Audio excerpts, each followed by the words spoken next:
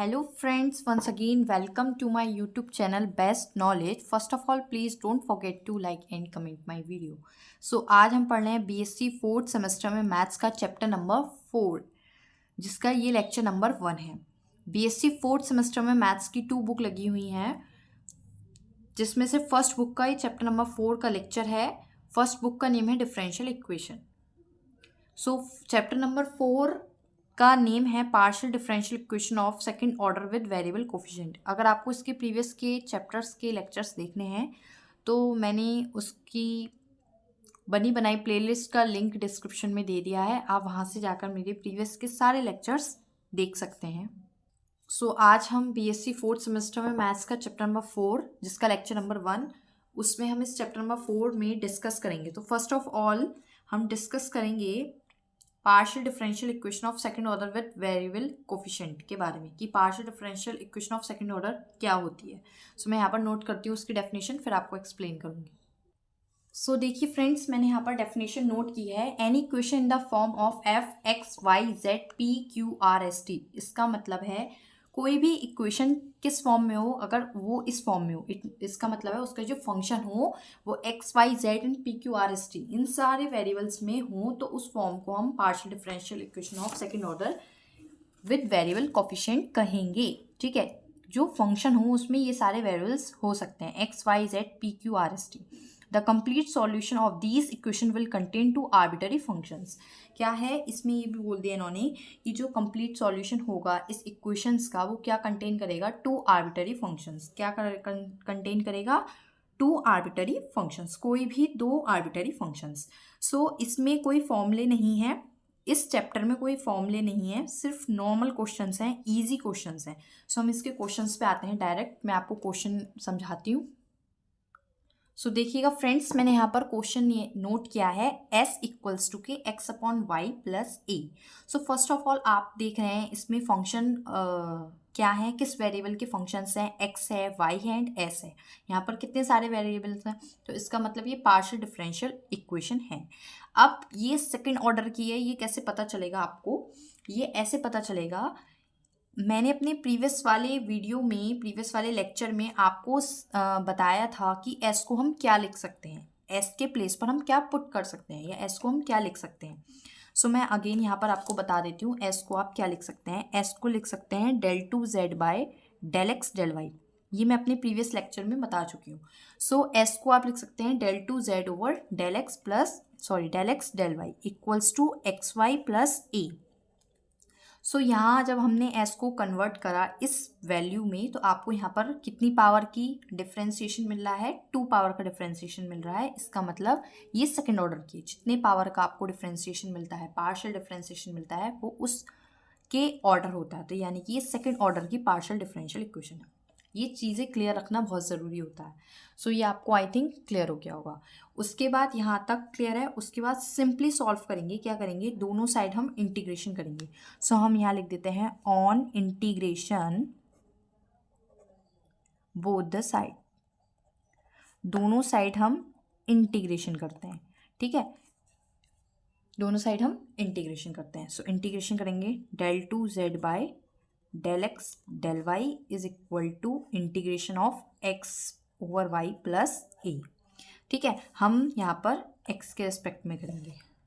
ठीक है, सो हम इसका डिफरेंशिएशन करते हैं। तो जब हम दोनों साइड x के रिस्पेक्ट में डिफरेंशिएशन कर रहे हैं, दोनों साइड हम किसके रिस्पेक्ट में डिफरेंशिएशन कर रहे हैं, x के रिस्पेक्ट में। ठीक है, एक एक बार सबके रेस्पेक्ट में डिफरेंशिएशन करेंगे, एक बार x के में और एक बार y के में। जब हम x के रेस्पेक्ट में करेंगे, सो यहाँ पर इंटीग्रेशन करने से बचेगा del z over del y, and यहाँ पर x के रेस्पेक्ट में डिफरेंशिएशन करने पर पावर एक ऐड होती है एंड उसी से डिवाइड हो जाती है। y डिनोमिनेटर में एज इट इज़ है, प्लस a का a कॉन्स्टेंट है, प्लस ax। ठीक है, ax प्लस fy, यहाँ पर एक कॉन्स्टेंट अटैच हो रहा है जिसको हमने एक फंक्शन में अटैच किया है। जब कांस्टेंट अटैच करते हैं, इंटीग्रेशन करते हैं, तो प्लस सी करते हैं ना कांस्टेंट अटैच। यहाँ पर कांस्टेंट के बदले एक फंक्शन हम ऐड करते हैं, और वो फंक्शन उसका लेते हैं जिसके रेस्पेक्ट में डिफरेंशिएशन नहीं हुआ है। हमने x के रेस्पेक्ट में कराया तो हम y का फंक्शन लेंगे। अगर हमने यहाँ पर y के रेस्पेक्ट में डिफरेंशिएशन करा होता तो हम लिखते प्लस fx, तो हम x का फंक्शन लेते। बट हमने x के रेस्पेक्ट में कराया तो उसका अपोजिट, हमें एक कॉन्स्टेंट फंक्शन लेना है वो होगा एफ वाई। इस तरह से हम इसका इंटीग्रेशन करेंगे। क्लियर? उसके बाद हम इसका दोबारा से डिफ्रेंशिएशन करेंगे। अगेन अगेन इंटीग्रेशन करेंगे। Again integration both the side with respect to y. अभी हमने यहाँ पर विद रेस्पेक्ट टू एक्स किया था, अब हम यहाँ पर किसके रिस्पेक्ट में करेंगे? वाई के रिस्पेक्ट में डिफ्रेंशिएशन करेंगे। ठीक है, जब हम y के रिस्पेक्ट में डिफ्रेंशिएशन करेंगे सो इंटीग्रेशन का मैं साइन लगा देती हूँ। Del z by del y is dy। ठीक है, dy equals to x square over 2y plus a x plus f y. इस पूरे का इंटीग्रेशन हमें किसके रेस्पेक्ट में करना है? y के रेस्पेक्ट में। जब y के रेस्पेक्ट में इंटीग्रेशन करेंगे सो यहाँ पर आएगा z।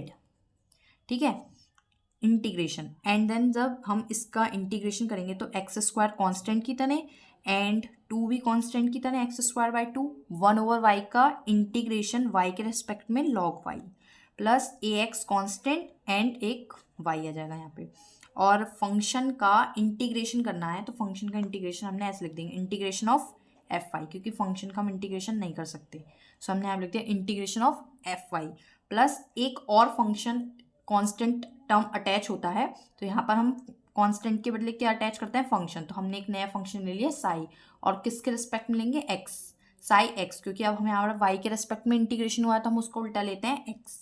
ठीक है, प्लस साई एक्स। सो हमने ये इंटीग्रेशन कर दिया है।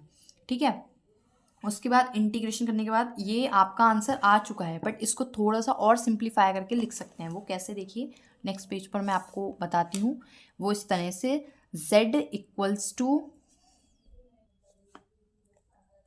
X square by 2 log y as it is plus a x y भी as it is and integration of f y को हम एक नया फंक्शन लिख सकते हैं 5y। Integration of f y को हम एक नया फंक्शन लिख सकते हैं 5y and plus k psi x as it is. ठीक है, सो ये हमारा सॉल्यूशन हो गया और इस तरह से ही इसके सारे क्वेश्चंस होंगे। एक ही फॉर्मेट पे इसके क्वेश्चंस हैं। इस चैप्टर के क्वेश्चंस सच में बहुत इजी हैं। अगर कोई डाउट हो फिर भी तो कमेंट बॉक्स में मुझे ज़रूर बताएं, वो डाउट मैं आपका क्लियर कर दूँगी।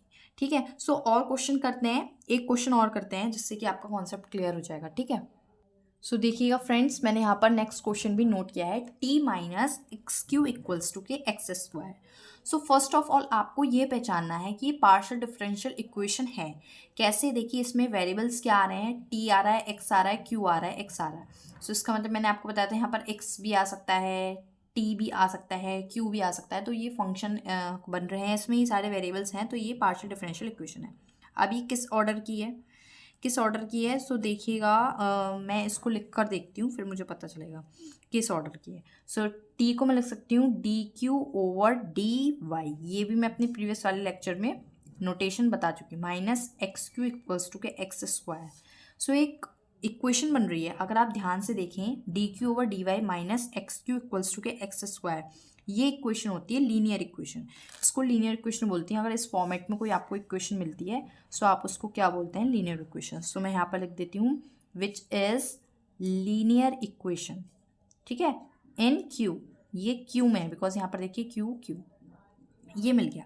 तो लीनियर इक्वेशन को सॉल्व करने का थोड़ा सा अलग मेथड होता है, बट होगा ये सेम इसी की तरह, बस थोड़ा सा अलग मेथड आपको यहाँ पर मिलेगा। देखिए कैसे, वो ऐसे लीनियर इक्वेशन को सॉल्व करने के लिए सबसे पहले हम p और q फाइंड करते हैं। इसमें p और q क्या है? ठीक है, सो p तो होता है जो यहाँ पर लिखा होता है, इसके पास वाला टर्म, q के पास वाला टर्म, तो p है माइनस के x एंड q होता है RHS में जो लिखा होता है वो वाला टर्म। सो यहाँ पर q में है एक्स स्क्वायर, RHS में जो लिखा होता है वो होता है q। फिर हम इन दोनों की हेल्प से निकालते हैं इंटीग्रेशन फैक्टर। क्या निकालते हैं? इंटीग्रेशन फैक्टर, शॉर्ट में लिख दिया IF। इंटीग्रेशन फैक्टर निकालते हैं। इसका इंटीग्रेशन फैक्टर का फॉर्मूला होता है e की पावर p dy, मतलब जिसके रेस्पेक्ट में हो। यहाँ पर y के रेस्पेक्ट में था तो हमने y लिया, अगर यहाँ पर x के रेस्पेक्ट में होता तो यहाँ पर x आता। ठीक है, तो e की पावर इंटीग्रेशन में p dy। क्लियर? अगर यहाँ पर x के रेस्पेक्ट में डिफ्रेंशिएशन होता तो मैं x लेती, ई की power P D x, but यहाँ वाई है तो वाई। अब देखिए ई की power P, pace minus k x, तो माइनस बाहर एक्स डी वाई। जब हम इंटीग्रेशन कर रहे हैं एक्स का वाई के रेस्पेक्ट में, सो कितना आएगा minus k x y. X का integration with respect to y होगा माइनस के एक्स वाई। ठीक है, क्लियर, यहाँ तक कोई डाउट नहीं है, होना भी नहीं चाहिए। यहाँ से इंटीग्रेशन फैक्टर आ गया, देन सॉल्यूशन। उसके बाद हम उसका सॉल्यूशन निकालते हैं।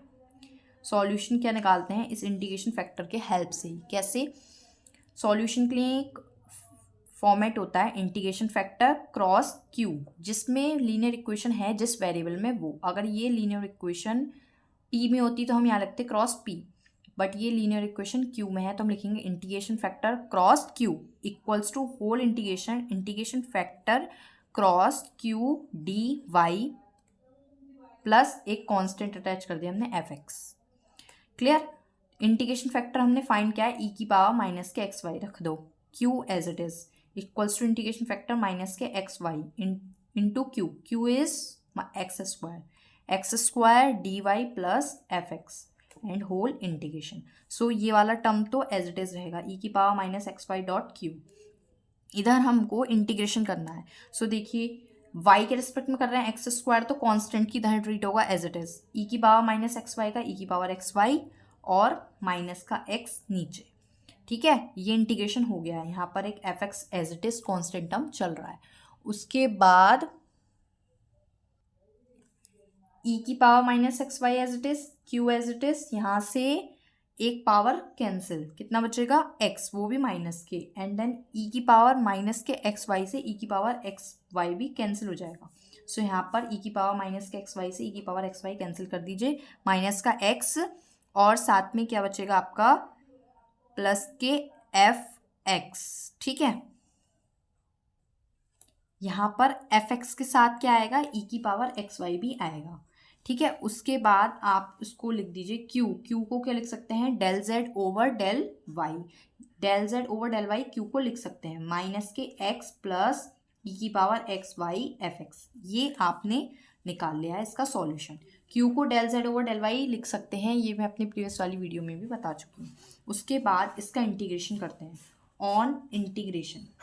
ठीक है, जब हम इसका इंटीग्रेशन करेंगे बोथ द साइड, ठीक है, इसका इंटीग्रेशन करने पे आपको क्या मिलता है, देखिए जब हम इंटीग्रेशन करेंगे del z over del y and integration of minus x plus e की power x y f x. ठीक है, del z over del y का हम वाई के रिस्पेक्ट में ही कर रहे हैं integration. So del z over del y का जेड एंड इक्वल्स टू, इसका इंटीग्रेशन करेंगे minus x y, minus x का वाई के रिस्पेक्ट में जब डिफरेंशिएशन करेंगे तो minus k x y plus e की power x y d y का इंटीग्रेशन जब करेंगे यहाँ पर, तो यहाँ पर बाय पार्ट्स लगेगा। क्या लगेगा, बाय पार्ट्स। सो ई की पावर एक्स वाई का ई की पावर नहीं लगेगा, बाय पार्ट्स नहीं लगेगा। क्यों नहीं लगेगा, क्योंकि एफ एक्स तो कॉन्स्टेंट है, वाई के रेस्पेक्ट में करने से एफ एक्स क्या है, कॉन्स्टेंट। तो ई की पावर एक्स वाई का ई की power x y f x as it is and x y का एक्स प्लस साई एक्स, एक कांस्टेंट अटैच कर रहे हैं फंक्शन की तरह। बाय पार्ट्स नहीं लगेगा, सिंपल हो जाएगा एफ एक्स बिकॉज कांस्टेंट है। ठीक है, ये हमने फाइंड कर लिया है। अब इसको हम इस तरह से लिख सकते हैं, Z equals to minus k x y plus e की पावर एक्स वाई तो लिख लिया है हमने, और एफ एक्स अपॉन एक्स को हमने एक नया फंक्शन मान लिया है फाई एक्स। ठीक है, plus psi x, f x upon x को हमने एक नया फंक्शन मान लिया है और ये आपका आंसर आ गया। अगर आप यहाँ तक भी कर आएंगे, यहाँ तक भी, तो आपका गलत नहीं होगा, बिल्कुल सही है। बट बुक में जो आंसर शीट में आंसर्स हैं उनको और थोड़ा सा सिंप्लीफाई किया गया है, फंक्शंस को न्यू फंक्शंस लेट करके, कंसीडर करके। सो आप इस तरह से कर सकते हैं क्वेश्चंस को। सो इस टाइप के क्वेश्चंस आपके सिलेबस में हैं और आपको ऐसे ही क्वेश्चंस करने हैं, सारे क्वेश्चन इसी पर हैं। Thank you friends for watching my video. Please share, like and comment. Thank you friends.